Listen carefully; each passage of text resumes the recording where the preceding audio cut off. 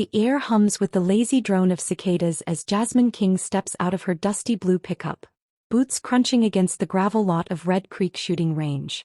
It's a sleepy Sunday in August, the sun burning a hole in the cloudless sky.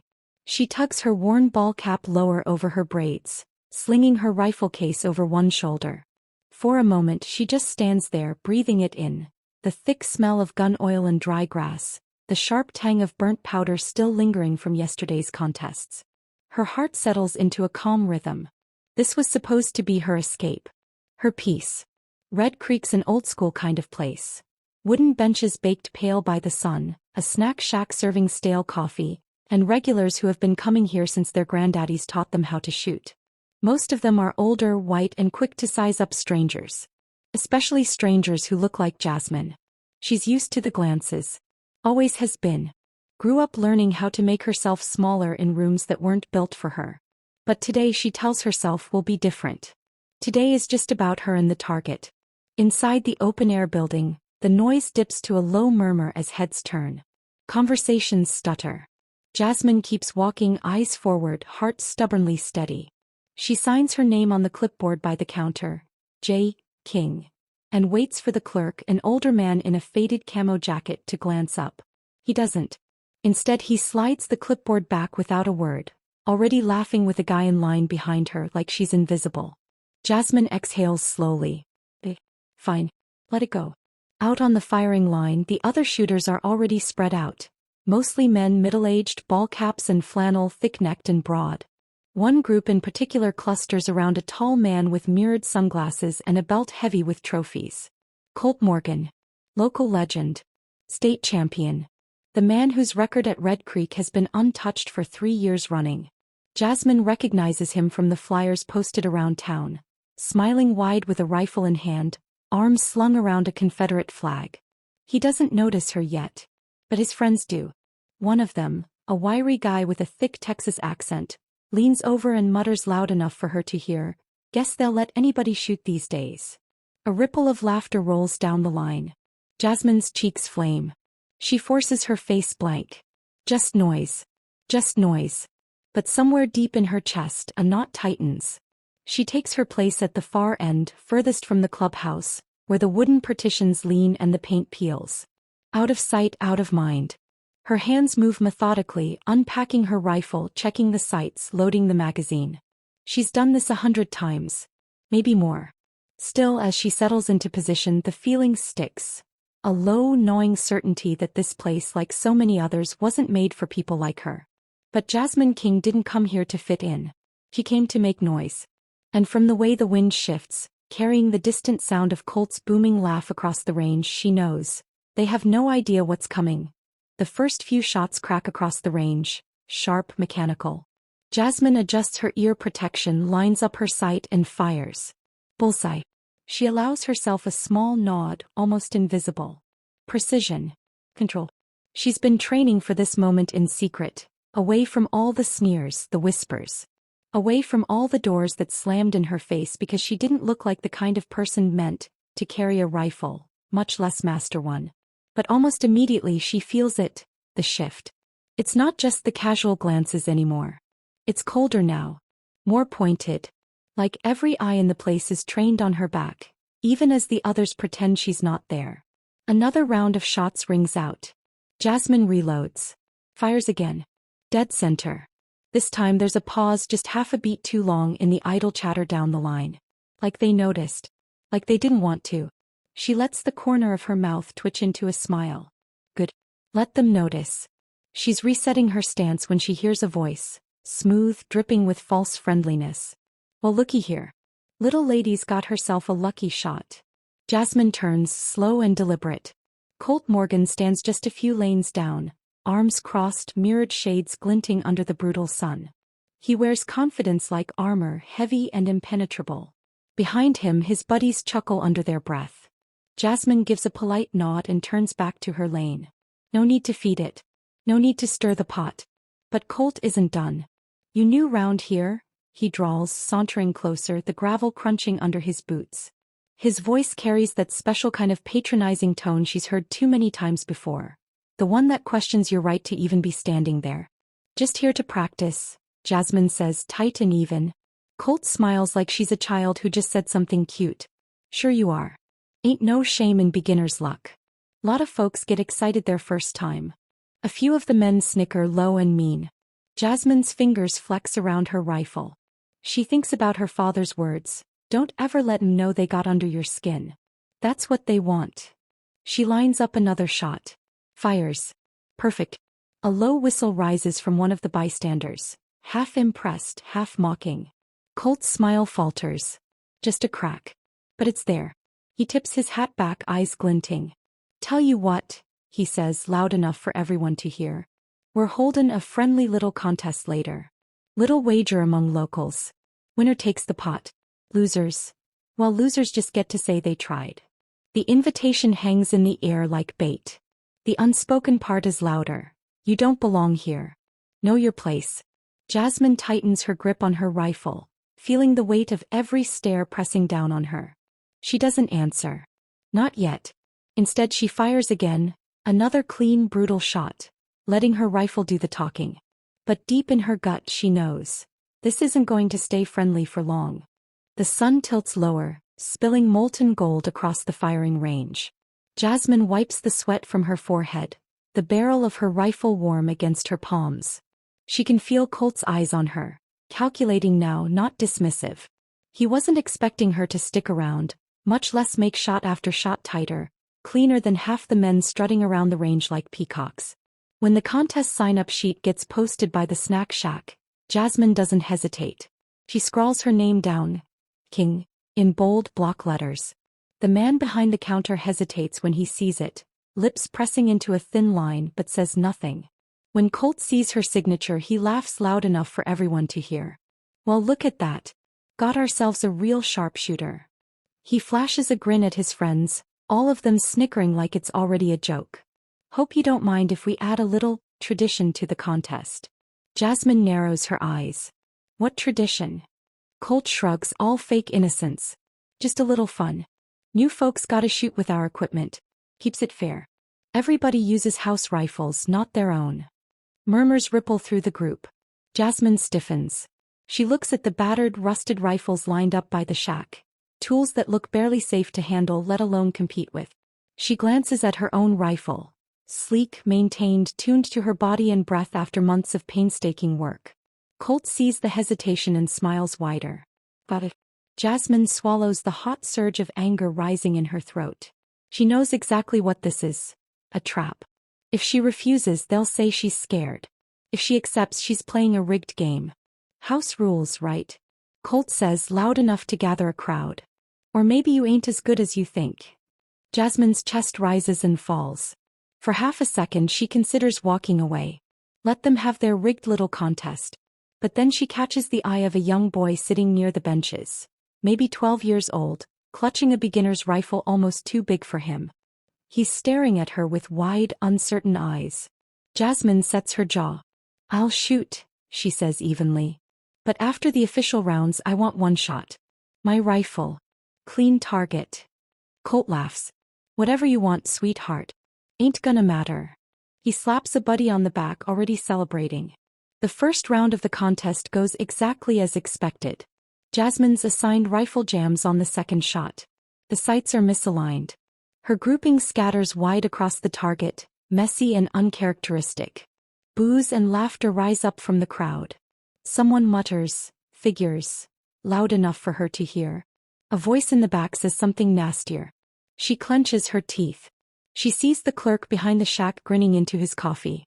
The injustice burns under her skin, but Jasmine forces herself to breathe through it. You knew they'd do this. You planned for this. As Colt lines up for his turn, his house rifle, mysteriously perfect and gleaming, Jasmine steps away from the firing line and pulls out her phone. She flips open her recording app. Quiet. Careful.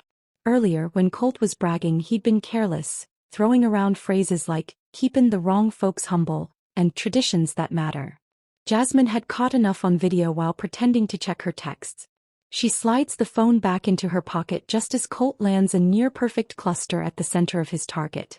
The crowd roars approval. Colt sweeps off his hat and gives a mock bow. And that, folks, is why you don't let tourists rewrite the rules. Laughter. Applause. Jasmine walks back to the line, calm, unhurried. Her skin prickles with the weight of every gaze, every sneer. The man running the contest, a stocky guy with a sheriff's badge half hidden under his jacket, leans in as she approaches. His breath smells like coffee and contempt. "You already had your chance, missy," he says, voice low and sharp. "Ain't no need for more trouble." But Jasmine plants her boots and raises her voice so everyone can hear. "I want my shot." The range falls into an uneasy silence. Colt steps forward, swaggering. "Ah, let her have it," he says, all smiles. "Let's not say we don't give second chances to visitors." Mocking but strategic. He knows refusing outright would look bad. Colt's arrogance blinds him to the trap he's walking into. Jasmine picks up her rifle. Her real one. The weight of it in her hands feels like coming home. The air tightens around her, the scent of dust and sweat mixing into something electric. She steadies her breath. This isn't just a shot. This is a reckoning. Jasmine steps onto the shooting line, rifle firm in her hands.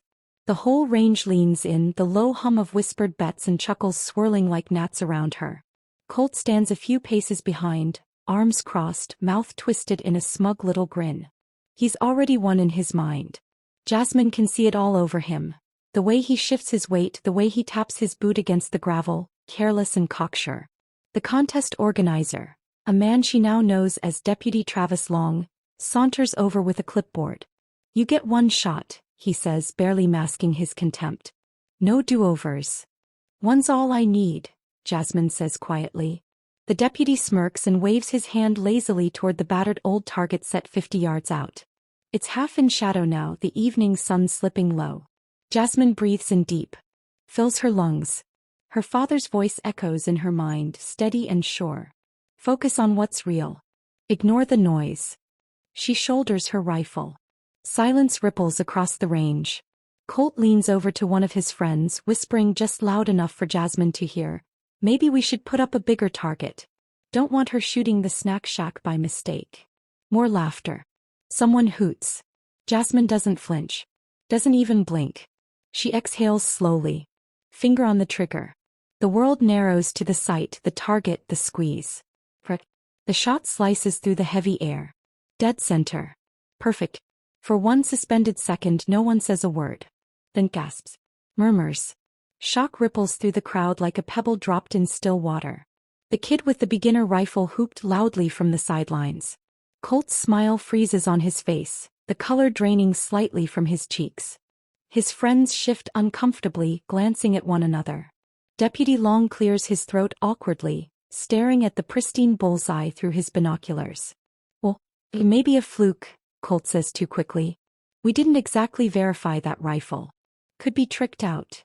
He's scrambling now, groping for excuses, but Jasmine is ready. She pulls out her phone. Turns the screen to face them. "I thought you might say that." She hits play. Colt's own voice blasts out from the speakers, unmistakable. "Keepin' the wrong folks humble. Ain't lettin' tourists rewrite the rules. Gotta use the junk rifles.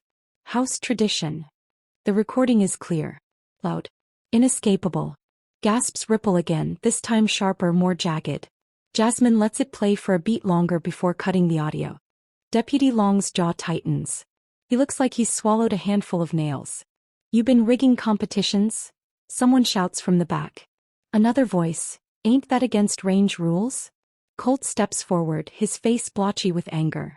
"That ain't what I meant. You're twisting my words. She ain't even from here.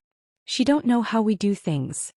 Jasmine raises her chin, voice cutting through the rising noise like a blade. "I know exactly how you do things," she says. "Rigging games. Stacking the deck. Hiding behind tradition, when what you really mean is, people like me aren't welcome." Colt sneers, fists clenching at his sides. "You gonna cry now, girl?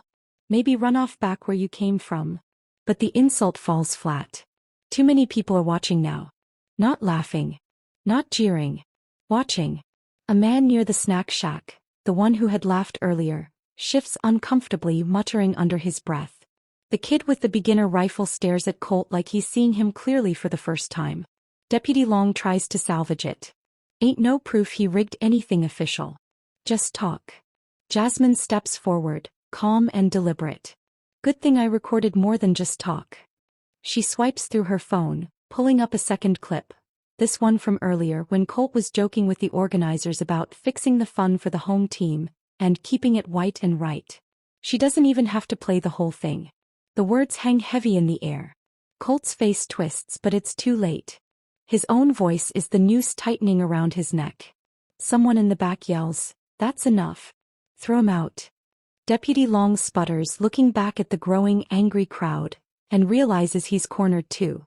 Defending Colt now would make him complicit. Colt throws up his hands, furious and exposed. "This is bull," he barks, but no one's listening anymore. Jasmine lowers her phone, heart pounding, the triumph sharp and clear in her veins. The reckoning has begun. Colt's face burns a furious red, veins bulging at his temples as the crowd tightens around him like a noose. Jasmine stays still, steady, letting the silence suffocate him. She doesn't have to say another word. The phone recordings did that already. But she's not finished. Not yet. From the corner of her eye, she sees the snack shack attendant, Mrs. Harrow, a sharp-eyed woman who's been working the range longer than most of these boys have been alive, stepping forward, wiping her hands on her apron. "I saw it," Mrs. Harrow says loudly, voice slicing through the thick air. "I saw him switch the good rifles out. Told Travis here it wasn't right. He told me to keep my mouth shut unless I liked my paycheck." A gasp breaks out. Deputy Long stiffens like he's been slapped. His eyes dart around wildly, looking for a lifeline, but there's none. "And it ain't just today," Mrs. Harrow adds, glaring now. "It's been happening every damn competition." Colt spins toward her, rage spilling out. "You lying old bat. You just bitter, 'cause you're stuck sellin' hot dogs. Wrong move." The crowd recoils. Mrs. Harrow straightens her shoulders, full of righteous fire.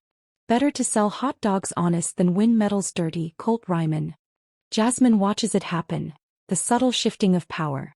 The sneers vanish. The smirks dissolve. People who were laughing at her an hour ago now glare at Colt like he's something they scraped off their boots. Still he tries to salvage it. "Y'all act like this is something new." Colt shouts, desperation cracking his voice. "This is how it's always been.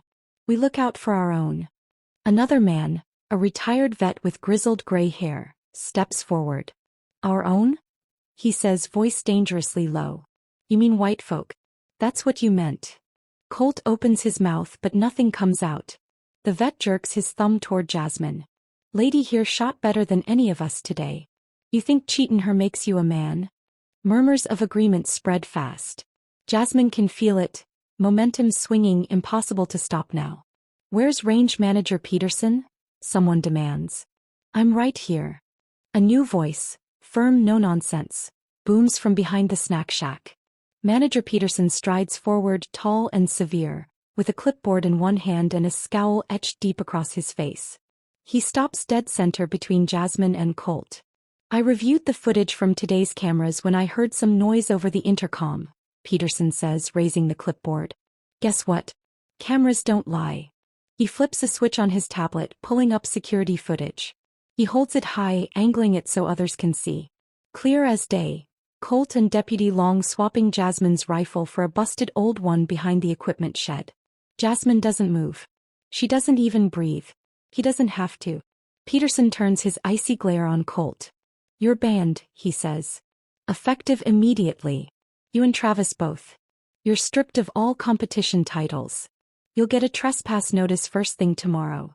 Colt stumbles back like he's been physically punched. "You can't," he splutters. "This is my range. My people." Peterson's voice is pure steel.